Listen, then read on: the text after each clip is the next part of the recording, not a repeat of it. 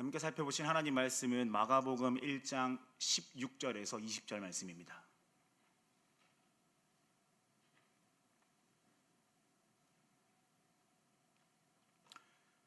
마가복음 1장 16절에서 20절까지 말씀입니다.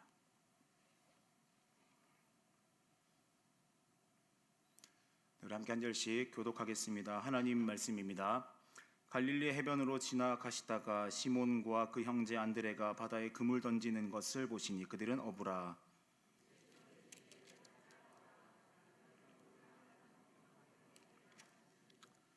곧 그물을 버려두고 나르니라.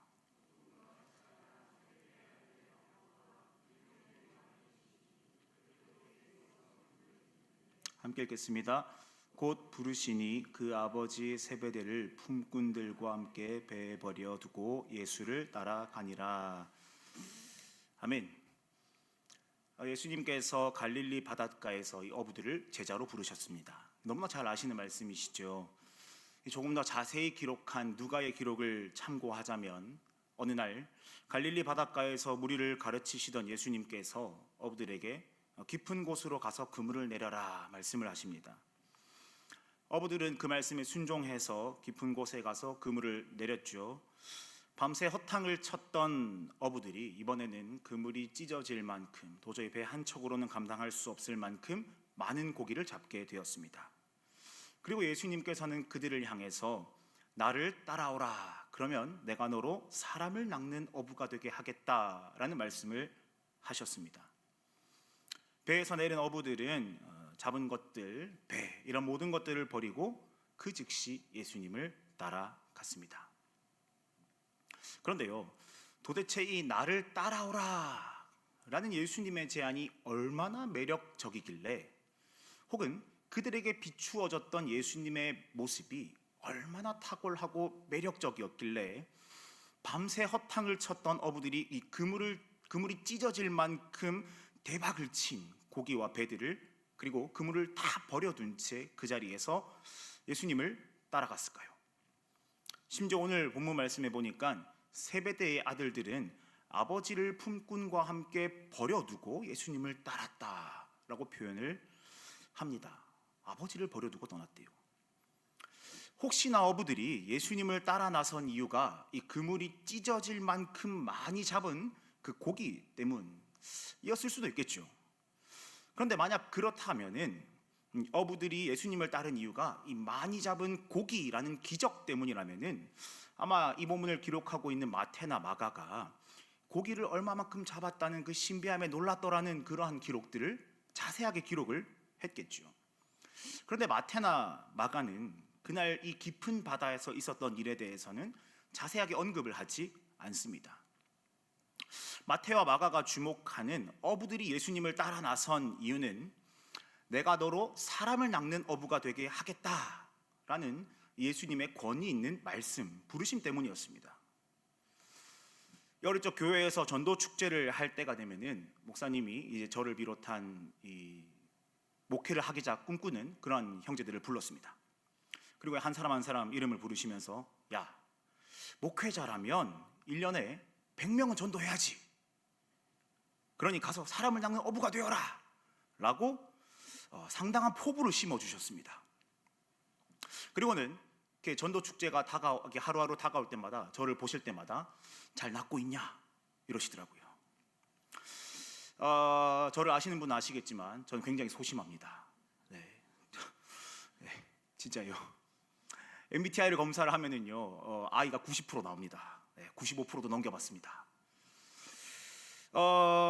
굉장히 소심한 제가 이 목사님으로부터 이 사명, 특명을 부여받고 막 가슴이 들끓어올랐습니다. 그래서 어떻게 했는지 아십니까? 교회에 있는 전도지를 다 들고 가서 전도를 해야 되는데 못하겠더라고요. 그래서 어떻게 했냐면은 전도 축제가 지나갈 때까지 목사님을 피해 다녔습니다. 교회에서 숨어 있고 예배 시간에 맨 뒤에 구석에 척 박혀 있고 그렇게 매년을 보내고는 했습니다. 아마 저뿐만이 그런 것이 아니라 이 사람을 낚아라라는 타이틀과 함께 이 많은 전도 행사들을 경험을 해 오셨겠지요. 한번 질문 드리겠습니다. 어떻게 좀 낚으셨습니까? 대답이 없는 것으로 보아 저처럼 피해 다니셨던 것으로 생각을 하겠습니다. 마태나 마가의 기록을 참고하건대 이 사람을 낚는 자가 되게 하시겠다 하시는 예수님의 말씀이 어부들로 하여금 배와 그물 그리고 엄청나게 잡은 고기나 심지어 아버지까지 버리고 예수님을 따르게 한 동력인 것은 분명해 보입니다. 그래서 마치 배와 그물, 잡은 고기 같은 것들을 다 버리고 예수님을 따라야 사람을 낚는 일, 이 시대의 전도 왕이 될 수 있습니다 라고 가르쳐주는 이 신앙의 신비가 기록되어 있는 것 같습니다. 그런데 한번 그날 밤 지극히 어부들의 입장에서 한번 생각을 해 볼까요? 이 사람들은 21세기를 살아가는 현대인이 아닌 1세기를 살아가는 100% 유대인들입니다. 사람들을 낚는 일, 그러니까 흔히 통용되는 이해대로 많은 사람을 모으는 일이 과연 이 모든 것들을 버려두고 그 자리에서 예수님을 따라갈 만큼 이 어부들에게 매력적인 제안이었을까? 한번 생각해 봄직하죠. 물론 그들이 그날 배 위에서 예수님의 신적인 권위를 목격했기 때문에 깜짝 놀랐거나 아니면 예수님의 가르침이 너무 탁월했기 때문에 예수님의 예수님 되심을 어떻게 알고 그 자리에서 예수님을 따랐을 수도 있겠지요. 그런데 만약 그랬다면 아까 말씀드린 대로 마태나 마가가 그날 밤 배 위에서의 일을 적었지 않겠습니까? 그런데 마태나 마가는 그 부분을 생략해 두었습니다. 예수님 당시 유대인들은 5살 정도가 되면은 토라를 배웠습니다. 옆에 보시는 하얀색 두루마리가 이 현대 버전 두루마리고요. 옆에 보이시는 이 나가 빠진 두루마리가 한 1800년 즈음 독일에서 발견된 두루마리라고 하는데요. 이런 것처럼 두루마리를 펼쳐서 이 토라를 배우고 읽고 쓰고 암기하면서 율법을 배웠습니다. 저 하얀 책 위에 있는 글자가 하모세 후머시 토라 라는 뜻입니다. 라는 이름입니다. 모세가 쓴 5개의 토라, 5개의 책 토라 이런 의미입니다. 잘한 척 한번 해봤고요.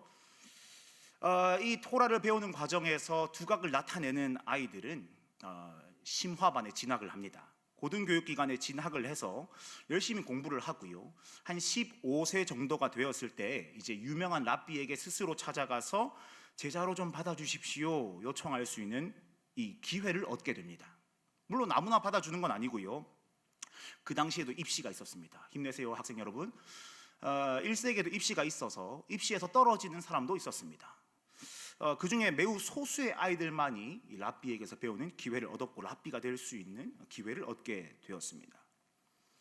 매우 소수의 아이들만이 랍비에게 배우는 것도 아닌 그 이전인 고등교육기관으로 진학을 해서 조금 더 깊은 의미의 토라를 배울 수가 있었습니다. 반대로 말하면 대다수의 아이들은 이 초등교육기관에서 토라를 읽고 쓰고 하다가 더 이상 진학을 하지 못해서 탈락된다라는 의미이겠죠. 그렇게 탈락된 아이들은 아버지의 직업을 물려받았습니다. 예컨대 목수나 어부나 농부나 이런 일들을 물려받았겠죠. 갈릴리 바닷가의 어부들이 아버지를 버리고 예수님을 떠났다라는 말은 아버지와 함께 일을 하고 있었다라는 의미로 해석을 할 수 있겠습니다. 어부들이 아버지와 함께 작업을 하고 있다라는 말은 이들이 어릴 적 초등교육기관에서는 배웠지만 이 공부를 잘해서 상위기관에는 진학을 했다. 그것이 아니고 상위기관에 진학하는 데에 실패했고 이제는 이 생계를 유지하기 위해서 할 수 있는 일이라고는 열심히 물고기를 잡는 일, 아버지를 따라서 열심히 물고기를 잡는 일뿐이었습니다.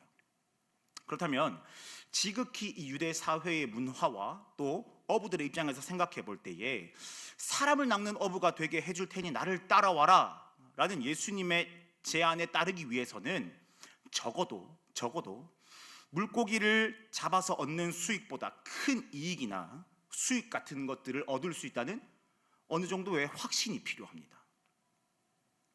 도대체 이 어부들이요, 엄청난 포부를 가지고 모든 것을 뒤로 한 채 예수님을 따라가게 한 사람을 낚는 어부가 되게 하겠다. 그 매력적인 제안이 무엇인지가 중요해지겠지요. 이 부분의 헬라어 원어를 살펴보면은 하리에이스 안트로폰이라고 되어 있습니다. 직역을 해보니까 사람들의 어부들이라는 의미래요. 대부분의 영어 성경은 fishers of men 이렇게 되어 있습니다. fishers of men. 관용어로 의역을 해서 뭐 사람을 낚는 어부다라고 표현을 할 수도 있겠는데, 직역을 해보면은 대부분이 사람들의 어부들이다 이렇게 표현을 하고 있습니다. 예수님이 어부들에게 하신 말씀, 그들이 모든 것을 버려두고 예수님을 따를 만큼 매력을 느낀 예수님의 부르심은 나를 따라와라, 그러면 내가 너희로 사람의 어부가 되게 하겠다라는 말씀으로 직역을 해볼 수가 있겠습니다. 예루살렘 대학에서 구약과 히브리어를 전공하신 김하연 목사님이라는 분이 계십니다. 이분의 해석에 의하면은, 이분의 말씀에 따르면은 유대인들의 이 격언, 속담 혹은 탈무드에 이런 말이 있다고 합니다. 내 말을 잊지 않으면, 랍비들이 가르치는 내용이에요. 내 말을 잊지 않으면 토라의 어부가 되게 하겠다. 내 말을 잊지 않으면 토라의 어부가 되게 하겠다. 예수님 당시 랍비들은 상당한 권위를 가졌습니다.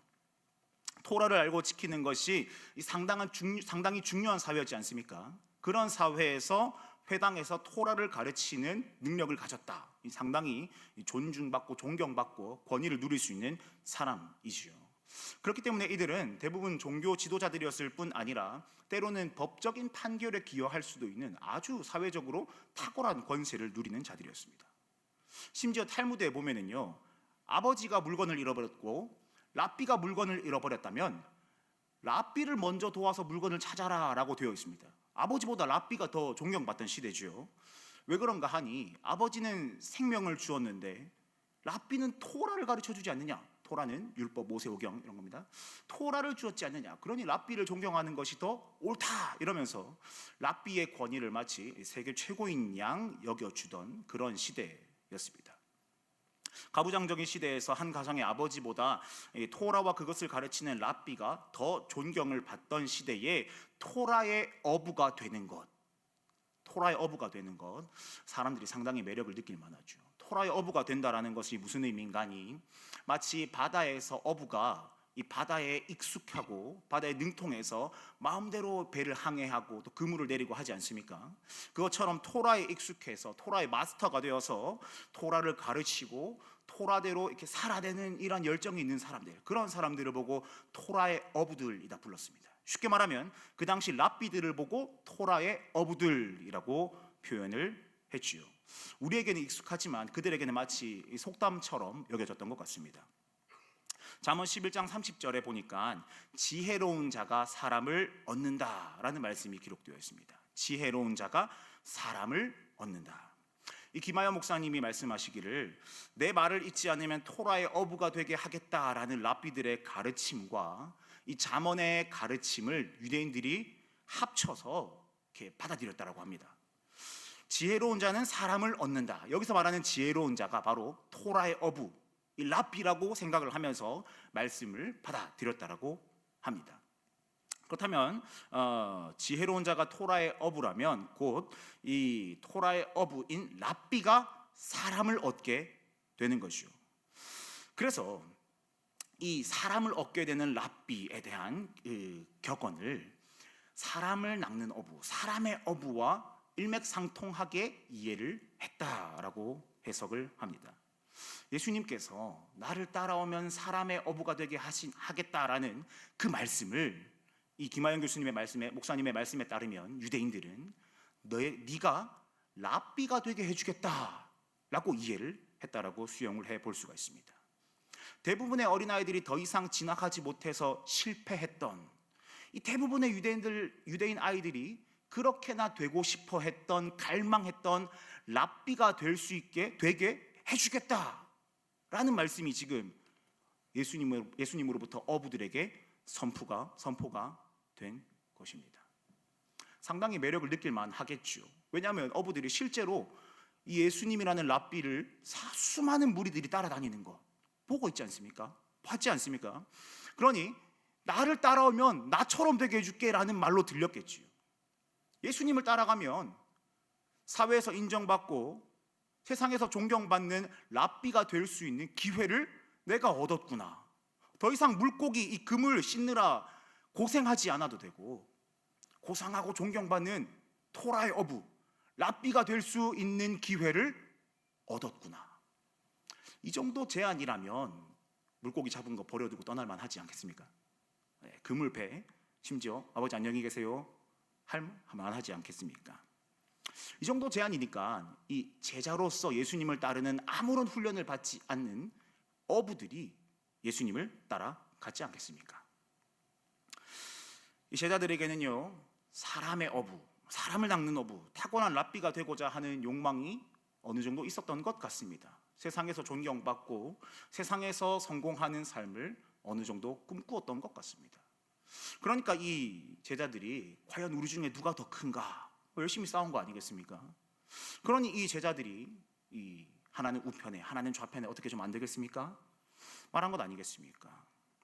마땅히 그 권세를 누리기 위해서 다 포기하고 예수님을 따라왔으니 탐낼 만하죠.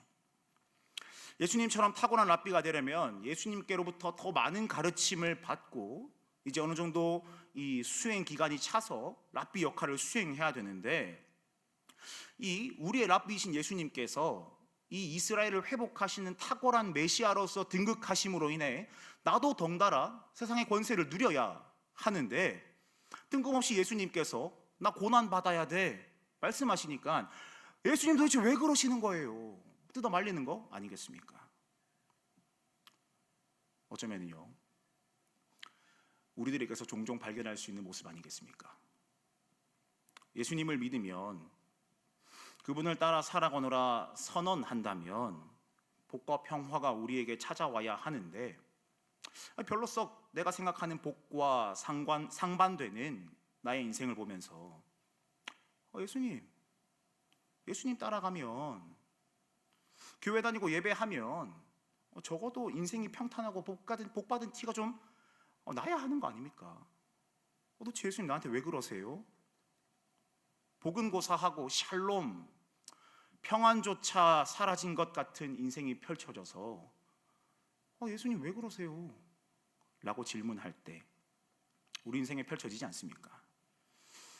심지어 내가 생각하건대 악인, 잠언의 원리대로라면 하나님께로부터 벌을 받아야 마땅할 그러한 사람들이 잘만 살아가지 않습니까? 그런 모습들을 보면서 예수님 내 인생을 왜 이렇게 피곤하게 만드십니까? 예수님 따라가면 잘 살아야죠. 토라의 어부가 되어야 하지 않습니까? 예수님 나한테 왜 그러십니까? 이런 질문 한 번쯤은 던져보지 않으셨습니까? 그런데요, 놀랍게도 사람을 낚는 어부가 되기 위해서 예수님을 따랐던, 이 권위 있는 랍비처럼 되고 싶어서 예수님을 따랐던 것 같은 그들이 예수님과 함께하면서 조금씩 변하기 시작합니다. 난 그를 모릅니다. 3번이나 부인했던, 예수님의 죽으심과 함께 모든 것을 포기하고 다시 고기나 잡으러 돌아갔던 자들이 조금씩 변합니다. 예수님의 십자가에서의 죽으심과 부활을 알게 되고 하나님 나라에 대해서 깊이 있는 가르침을 받게 되고, 또 약속하신 성령께서 그들에게 찾아오시는 그 모든 과정 속에서 이들이 변합니다. 그들이 처음 기대했던 랍비로서의 권위 혹은 복 혹은 지혜와 같은 것들은 그들에게 없을지라도 그것과는 비교조차 할 수 없는 놀라운 지혜와 복, 권위가 그들 가운데 함께하게 됨을 발견합니다. 하나님의 백성이라 외치면서 이스라엘 국가가 회복되기를 바랬던 그들이 이스라엘이라는 국가가 아니라 진짜 왕이신 하나님이 다스리시는 그 나라의 백성이 되었습니다. 토라를 문자적으로 가르치면서 지혜로운 척하는 자들이 아니라 그 토라를 가르침으로 사람으로부터 존경과 권위를 인정받는 인생이 아니라 예수 그리스도로 말미암아 토라로부터 자유롭게 되는 그런 인생을 살아가게 되었습니다.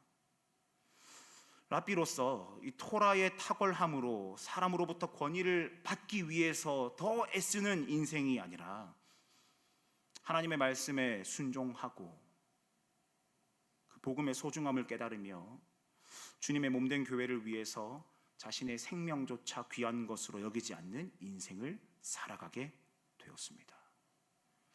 그럼으로써 그들은 이 세상에서의 탁월함은 얻지 못했을지언정 세상 그 무엇과도 비교할 수 없는 찬란한 하나님의 나라를 얻게 되었습니다. 사람을 낚는 어부가 되고 싶어서 예수님을 따라 나섰지만, 세상의 부귀와 존귀, 영광을 위해 예수님을 따라 나섰을 수도 있지만, 예수님은 그들을 하나님 나라에서의 존귀한 자로 바꾸어 버리셨습니다. 무작정 전도 많이 해, 이 자리를 많이 채워야 해, 그게 아니고 그들로 하여금 하나님의 사랑을 알게 하시고 하나님의 백성 되게 하셔서 하나님 나라를 살아가게 하시고, 그들이 비추어내는 삶을 통해 하나님을 믿는 자들의 수를 더해 가셨습니다. 놀라우신 성령의 은혜로 교회가 세워지도록 하나님께서 친히 일하셨습니다. 그들은 세상에서 사람의 어부가 되고 싶어 했지만, 하나님은 그들로 하여금 하나님 나라의 사람의 어부로 바꾸어 버리셨습니다. 아마도 놀랍고 특별하고 신비한 은혜가 나를 따라오라 라는 예수님의 부르심에 순종하는 자가 누릴 수 있는 특별한 은혜 아니겠습니까? 사랑하는 성도 여러분, 예수님을 따라 살아가는 일에 우리들의 삶에 복과 행복 혹은 샬롬만 충만하면 좋겠습니다만, 그렇지 않잖아요. 오히려 상반되는 때가 우리의 인생에 훨씬 더 많이 펼쳐지는 것 같습니다.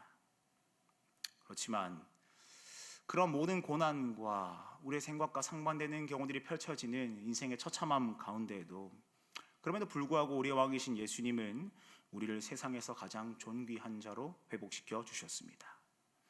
영원한 하나님의 나라를 살아가게 하셨고 소망하게 하셨습니다.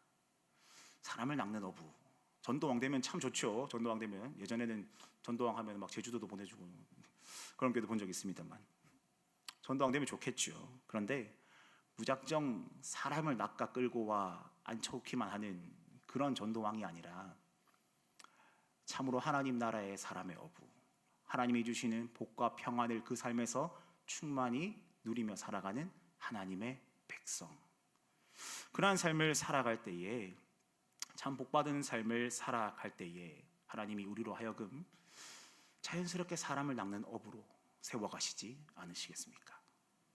말씀을 맺겠습니다. 앞서 말씀드린 대로요, 유대인들은 정해진 코스를 따라서 이 학문을 수행하고 경쟁을 하고 시험에 합격해야지만 랍비를 찾아가서 저 이만큼 열심히 했어요, 제자로 좀 받아주세요 할 수 있는 기회를 얻을 수가 있었습니다. 그런데 오늘 말씀에서 어부들을 제자로 부르신 예수님은 그렇게 하지 않으셨습니다. 예수님은 먼저 찾아와 주셨습니다. 유대인의 관습에 따라서 제자가 랍비를 향해서 선생님 제자로 좀 받아주세요, 이게 아니고 참 스승이신 예수님께서 제자들을 향해 먼저 나를 따라와라 말씀을 하십니다. 먼저 찾아오신 그분께서 나를 따라와라, 그러면 세상이 줄 수 없는 평안을 너에게 주겠다 말씀하십니다. 그리스도의 탁월하신 사랑으로 제자들을 향해 찾아가신 그 주님께서는 우리들을 향해 먼저 찾아와 주셨습니다. 세상에 감당할 수 없는 그 사랑으로 하나님이신 그분께서 사람이 되어 이 땅 가운데 찾아오셨고요, 도무지 이해할 수 없는 사랑으로 우리에게 복음을 허락해 주셨습니다. 그리고 그 복음을 믿는 우리에게 하나님의 자녀가 되는 권세, 하나님 나라에서의 사람의 어부가 되는 권세를 허락해 주셨습니다. 만일 주님이 어부들이나 우리를 보시면서 너희는 사랑받을 만한 자격이 없다 하셨더라면, 만일 주님이 우리를 보시고 긍휼히 여겨주시지 않으셨더라면, 어쩌면 우리는 여전히 유대인들이 되고 싶어 했던 세상에서의 사람의 어부, 토라의 어부, 존경받고 권위 있고 많은 부를 가진 자, 그거 되기 위해서 내가 도대체 어디로 가는지 무엇을 향해 살아가는지조차 모르고 하루하루를 살아갔겠지요. 하지만 하나님의 놀라우신 사랑은 우리를 향해 찾아오셨습니다. 그리고 말씀하십니다. 나를 따라오라.